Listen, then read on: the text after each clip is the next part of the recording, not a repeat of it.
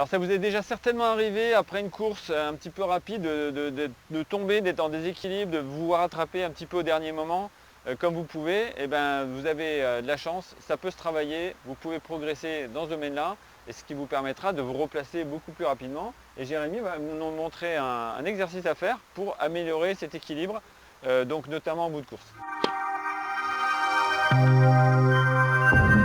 Là, ce qu'on va faire, c'est partir d'une position d'allègement.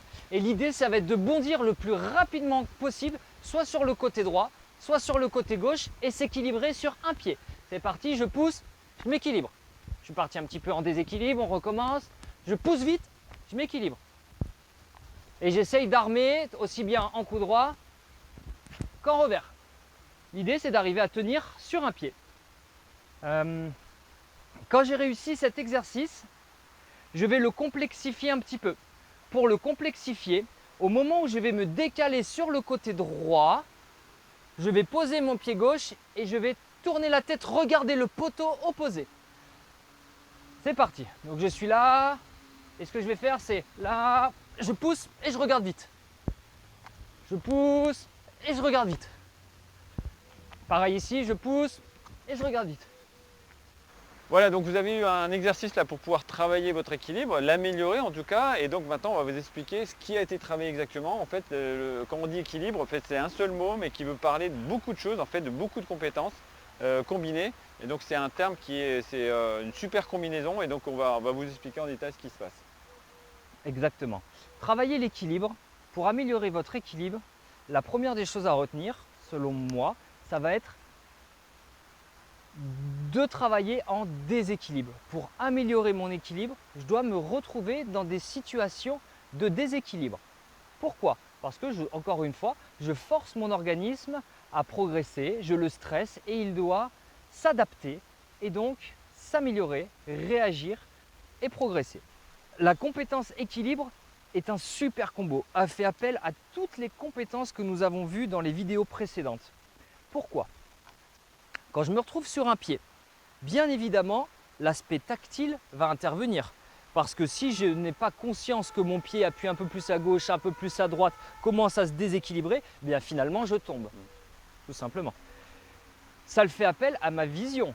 Si je vous demande de tenir sur un pied, de croiser les bras, d'ouvrir les yeux, tout va bien. Si je ferme les yeux, je pars, je tombe.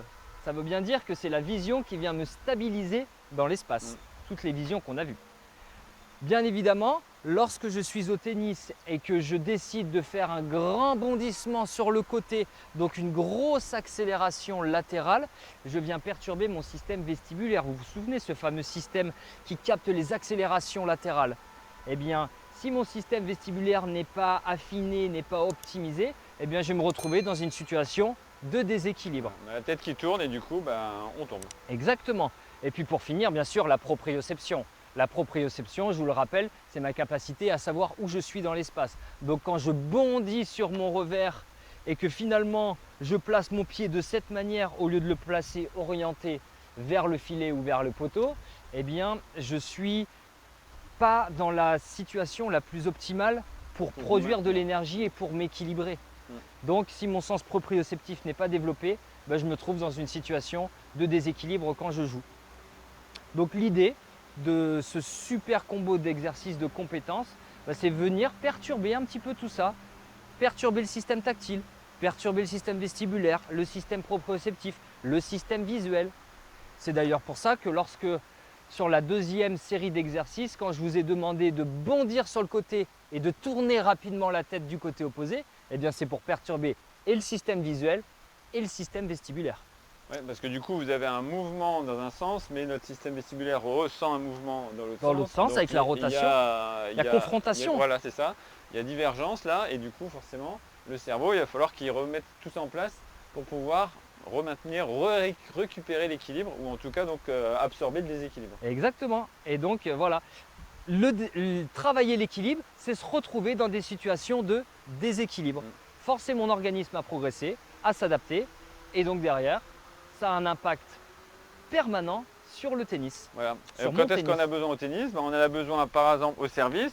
On va sauter on va se tomber en avant, il va falloir se repositionner, rééquilibrer pour reprendre la position d'attention quand le retour va arriver. Quand vous avez une frappe, mettons appui ouvert, on pousse, on est un peu en cloche-pied, donc on doit rester en place et pouvoir vite revenir en replacement. Et souvent, cette histoire de déséquilibre, qu'est-ce que ça va entraîner? Ça va entraîner une perte de temps sur le replacement. Donc si vous êtes en retard après sur votre replacement, l'adversaire prend l'initiative sur vous et forcément le rapport de force est en votre défaveur. Et donc l'idée c'est d'être toujours plus rapide que son adversaire, plus rapide que la balle, et c'est là que vous allez prendre la maîtrise du jeu en fait. Voilà, alors si vous voulez aller plus loin, parce que justement tout ça c'est compétence, c'est ce qu'on appelle le tennis sensoriel en fait, c'est extrêmement complet. On vous a préparé une formation extrêmement complète, donc qui a plus de 200 exercices, on a arrêté de compter d'ailleurs à un moment donné. Ouais. Voilà, donc il y a plusieurs compétences qui sont dans cette formation-là, la vision centrale, la vision périphérique, l'accommodation près-loin, c'est toujours dans la vision. Vous avez tout ce qui est vestibulaire, donc c'est La capacité à capter les accélérations, voilà. À droite, à gauche, avant, arrière. Voilà, et d'ailleurs c'est ça qui entre en jeu quand vous êtes malade en voiture, en montagne, c'est que votre oreille interne perçoit des mouvements alors que vous êtes en train de lire peut-être, et il y a un décalage entre ce que votre œil voit et ce que votre oreille interne ressent, et c'est là que votre cerveau se dit on va se mettre en off et il vous rend malade. Et ensuite vous avez aussi la proprioception. Dis-moi si j'ai oublié quelque chose au niveau des simples. Et après il y a des combinaisons. Donc œil avec main, œil avec pied. Il y avait le tactile aussi également que j'avais oublié. Et puis le super combo final, c'est l'équilibre. Donc l'équilibre, souvent on la confond avec la proprioception, mais tu vas nous la définir de manière précise. Et proprioception et équilibre, c'est pas du tout pareil. Donc vas-y, je te Donc oui, la proprioception et l'équilibre, ce sont deux choses qui sont différentes. La proprioception, c'est juste savoir où est mon corps dans l'espace. C'est-à-dire que par exemple, si j'ai les yeux fermés, je dois savoir que mes deux mains sont écartées à 90 degrés et mes bras parallèles au sol. La proprioception, c'est être capable de venir toucher mon nez avec mon doigt et pas se mettre le doigt dans l'œil par exemple. C'est savoir où est mon corps dans l'espace, savoir me représenter. Alors que l'équilibre, ça va être ma capacité à tenir en équilibre ou dans des situations de déséquilibre, être capable de me rééquilibrer. Et cet équilibre va faire appel à toutes les autres compétences qui sont effectivement la vision, tout ce qu'on a décrit, la proprioception, savoir où est ma cheville par rapport à mon genou, etc. Le système vestibulaire, ma capacité donc à comprendre et intégrer les accélérations de mon corps sur la droite, sur la gauche, sur l'avant, sur l'arrière, en haut et en bas, finalement dans les trois plans de l'espace. Et puis, ce que tu as dit tout à l'heure, l'aspect tactile de la chose. D'accord ? Pour être équilibré, j'ai besoin de ressentir ce qui se passe réellement. Si je suis en équilibre sur mes pieds, j'ai besoin réellement de ressentir ce qui se passe au niveau de mes orteils, au niveau de la plante de mes pieds. Et dès que j'ai un petit décalage vers la droite, vers la gauche, mon cerveau, il capte cette pression qui va se mettre un peu plus sur le côté et finalement me rééquilibrer directement. Donc l'équilibre fait appel vraiment à tout ça, la vision, le tactile, le vestibulaire et la proprioception.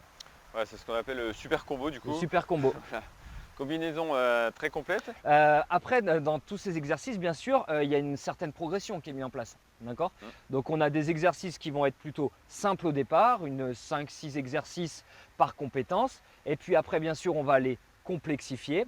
Et la dernière notion, ça va être de les intégrer au maximum au tennis. Donc c'est-à-dire faire ces exercices, ces compétences, mais plutôt soit en jouant, soit avec la raquette, soit en intégrant pas mal de choses comme ça.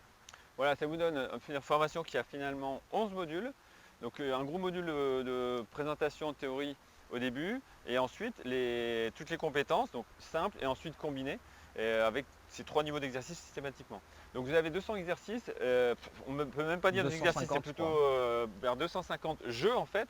Ce qui est important, c'est de se dire que on travaille son physique, mais de manière ludique. C'est pas un physique de bourrin, on va transpirer à grosses gouttes, c'est pas le côté cardio, mais c'est extrêmement important. Et Federer, justement, il était connu pour ça, pour travailler tout ce qui est sensoriel.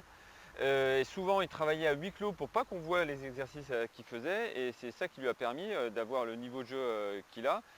Même si c'est pas un gros monstre au niveau physique par rapport à Nadal ou d'autres, mais il a ses capacités à pouvoir voir vite, à avoir une proprioception qui est extrêmement bien affûtée et qui lui permet de progresser. Et tout le monde peut progresser, c'est pas du tout destiné à des pros, c'est destiné vraiment à tout le monde. Si vous êtes entraîneur aussi, c'est destiné pour vous. Si vous voulez donner des exercices intéressants à vos élèves pour qu'ils progressent physiquement, au niveau sensoriel en fait, pas cardio. Et c'est là où c'est assez novateur, je pense, en France. Donc vous avez un lien en dessous de la description qui va vous envoyer vers la page de présentation pour pouvoir, on vous accueillera avec plaisir dans cette formation. Avec plaisir. Donc n'hésitez pas aussi à vous abonner à ma newsletter. Vous pouvez avoir en cadeau 70 fonds d'écran spécial tennis et plus de 50 fiches pratiques concernant le tennis également. Donc vous avez largement de quoi trouver votre bonheur. Donc je mets le lien juste en dessous dans la description. Si tu veux accélérer ta progression et casser tes limites, n'hésite pas à me contacter. J'ai 40 ans de tennis derrière moi avec environ 1200 matchs joués et une expérience de 25 ans d'enseignement. Donc j'ai tous les outils pour t'aider à devenir un joueur accompli.